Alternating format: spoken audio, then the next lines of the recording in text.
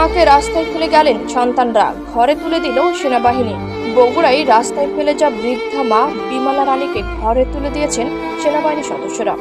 মঙ্গলবার বগুড়ার বড় কুমিরা এলাকা থেকে তাকে উদ্ধার করে ছেলের বাড়িতে রেখে আসেন তারা। বুধবার 18 জুন বিষয়টি নিশ্চিত করেছেন সেনাবাহিনী সদর ক্যাম্পের লেফটেন্যান্ট আল ফাহাদ। স্থানীয় বাসিন্দারা জানান, মা হয়ে নিরাপদ আশ্রয়টুকু পাননি নিজ সন্তানদের কাছে। এমন হতবাকা মা শ্রীমতী বিমলা রানী। 90 বছর বয়সী বিমলা রানী এখন বয়সের ভারে নিয়ে পড়েছেন।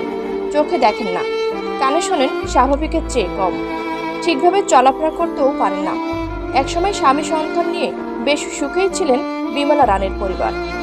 স্বামী শ্রী হরিপদ চন্দ্র মারা যাওয়ার পর থেকেই সুখের সংসারে বিপর্যয় নেমে আসে বিমলা রানীর। 3 ছেলের কেউই বৃদ্ধা মাকে দেখেন না। এমন তথ্যের ভিত্তিতে মঙ্গলবার বিকালে বগুড়া সদরের বড় কুমিরা হিন্দুপাড়া গিয়ে রাস্তা থেকে তুলে বৃদ্ধা মাকে তার ছেলের বাড়িতে রেখে আসেন সেনাবাহিনী। এ সময় লেফটেন্যান্ট ফাহাদ বৃদ্ধা বিমলা রানীর ছেলেদের সতর্ক করেন এবং বৃদ্ধা বিমলাকে নিজে হাতে খাবার খাওয়ান।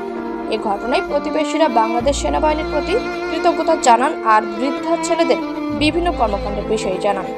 এ বিষয়ে সেনাবাহিনীর সদর ক্যাম্পের লেফটেন্যান্ট আল ফাহাদ বলেন, অভিযোগ পাওয়ার পর আমরা ব্যবস্থা নিয়েছি। তার ছেলেরা ভুল স্বীকার করেছেন। এমনকি তাদের আর্থিক সমস্যা থাকলে সেনাবাহিনীর পক্ষ থেকে সহযোগিতা করা হবে।